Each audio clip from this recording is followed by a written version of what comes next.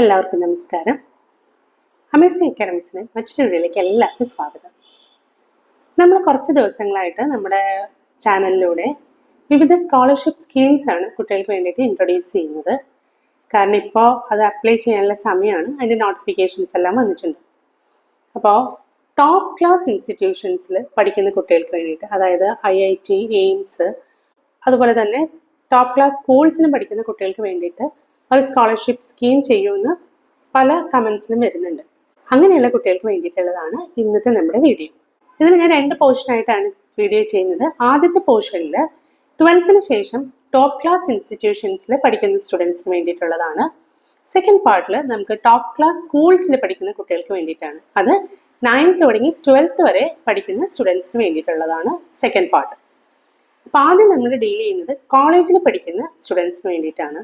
ഈ schemes introduce ചെയ്തിരിക്കുന്ന central ഗവൺമെന്റിന്റെ ministry of social justice and empowerment department ആണ്. ഇതിന്റെ പേര് PMHSV central sector scheme of top class education college four OBC, EBC and GNT students.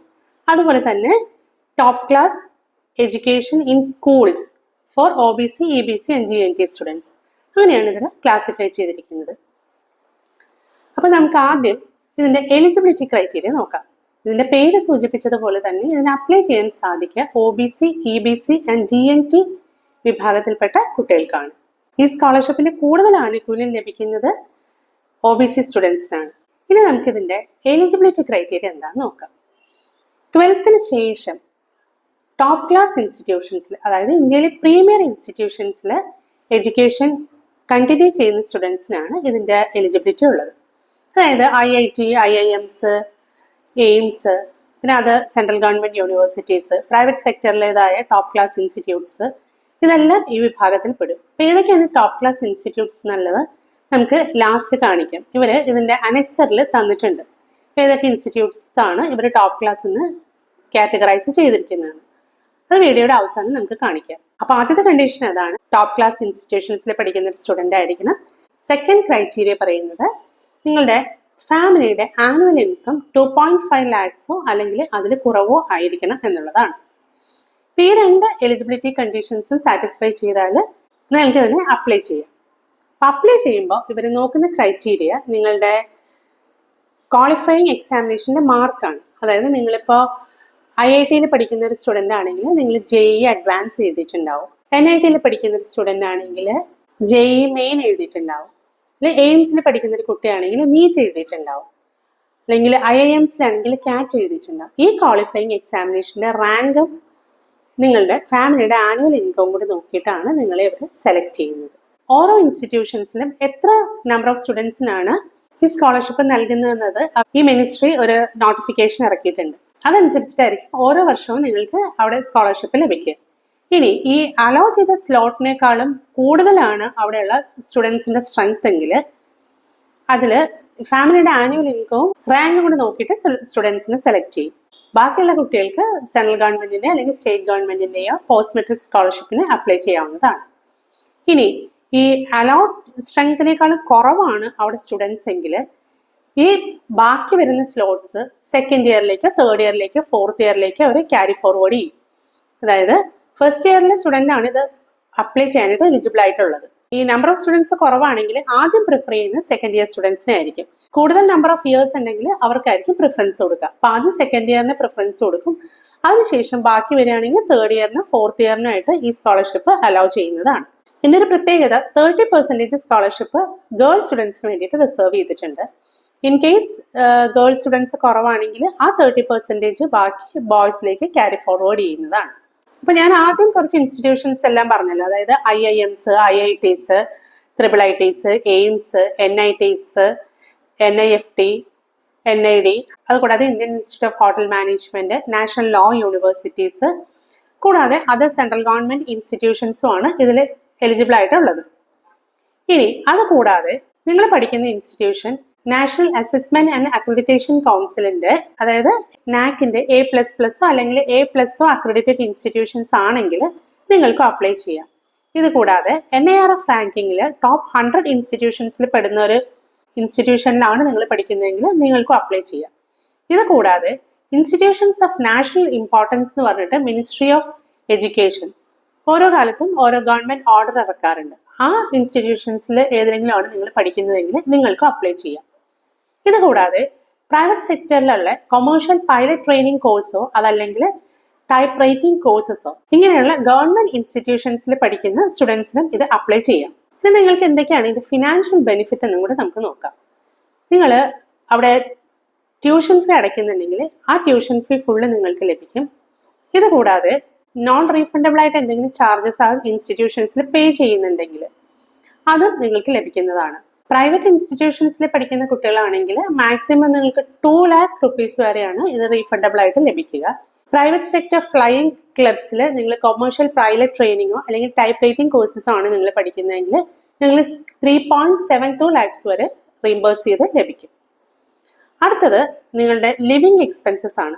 Living expenses per month 3000 rupees ആണ് ലഭിക്കുക.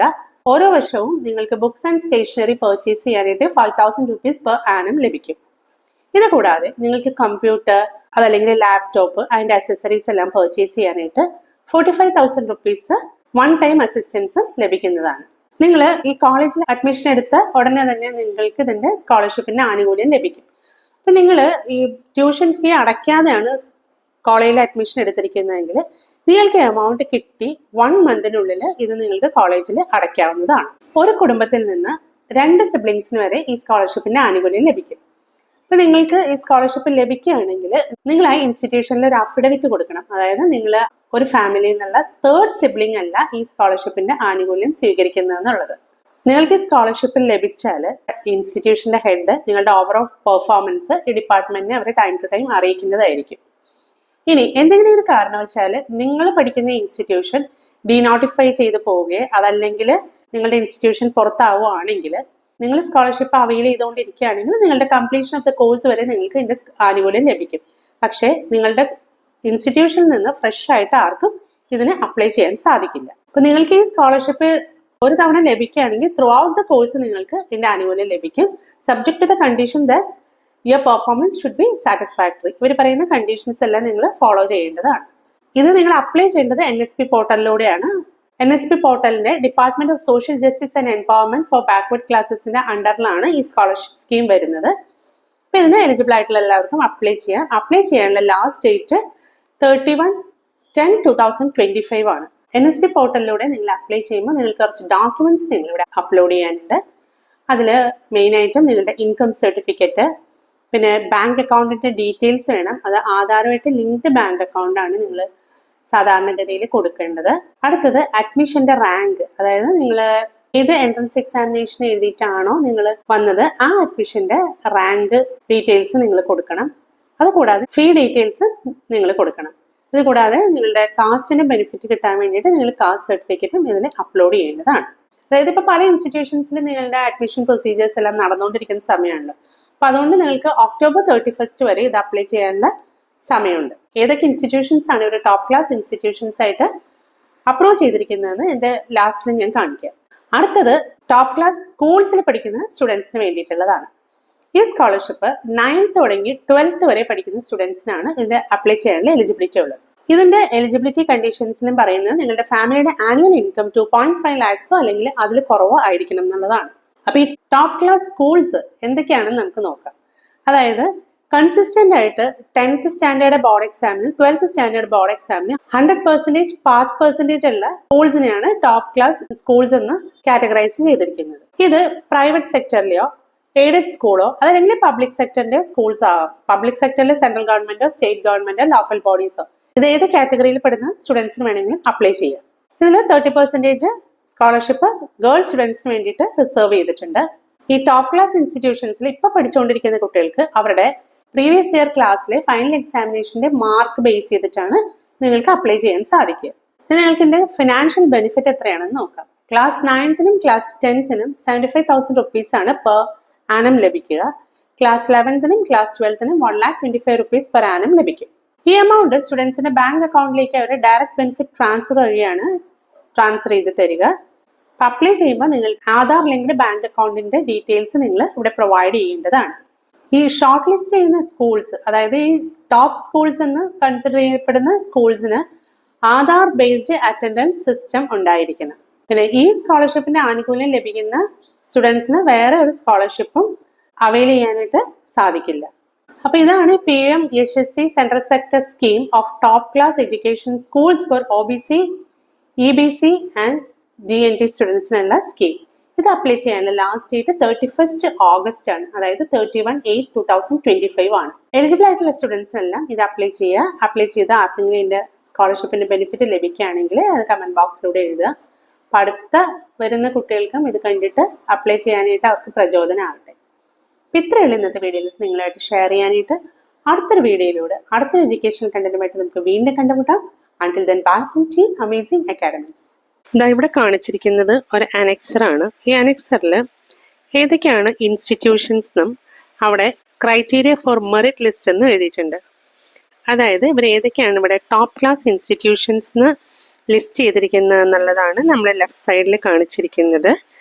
അത് ഓരോ കാറ്റഗറിക്കും ഉണ്ട്. അതായത് എഞ്ചിനീയറിങ്ങിനുണ്ട്, മാനേജ്മെന്റിനുണ്ട്, മെഡിക്കലിനുണ്ട്, അഗ്രികൾച്ചർ ആൻഡ് അലൈഡ് സയൻസസിനുണ്ട്, ഫാഷൻ ടെക്നോളജിക്ക് ഉണ്ട്, ഹോസ്പിറ്റാലിറ്റി ഉണ്ട്, ഫ്ലൈയിങ് ക്ലബ്സ് ഉണ്ട്, നാഷണൽ ഇൻസ്റ്റിറ്റ്യൂട്ട്സ് ഉണ്ട്. അതുകൂടാതെ കുറച്ച് മിസ്ലേനിയസ് ഇൻസ്റ്റിറ്റ്യൂട്ട്സും കാണിച്ചിട്ടുണ്ട്. ഇതിൻ്റെ റൈറ്റ് സൈഡിൽ കൊടുത്തിരിക്കുന്നത് ക്രൈറ്റീരിയ ഫോർ മെറിറ്റ് ലിസ്റ്റ്. അതായത് ഓരോ കോഴ്സിന് ചേരാനായിട്ട് നിങ്ങൾ ഏത് എൻട്രൻസ് എക്സാമിനേഷനാണോ എഴുതിയത് ആ എൻട്രൻസിൽ നിങ്ങൾക്ക് കിട്ടിയ റാങ്ക് ആണ് ഇവർ കണക്കാക്കുക. അതായത് ഇപ്പോൾ എഞ്ചിനീയറിംഗ് ആണെങ്കിൽ IIT-കൾ ടോപ്പ് ക്ലാസ് ഇൻസ്റ്റിറ്റ്യൂഷൻസ് ആയിട്ട് കൺസിഡർ ചെയ്യുന്നുണ്ട്. ആ IIT-യിലാണെങ്കിൽ നിങ്ങൾക്ക് റാങ്കിങ് JEE അഡ്വാൻസ്ഡ് ആണ് നോക്കുന്നത്. ഇനി മാനേജ്മെന്റ് ആണെങ്കിൽ IIMs അതിലെന്താ നോക്കുന്നത്? Rank in CAT. അതുപോലെ പ്രൈവറ്റ് ഇൻസ്റ്റിറ്റ്യൂഷൻസിൽ അതിൽ ILS പൂനെ അതിൽ റാങ്ക് ഇൻ MHCET.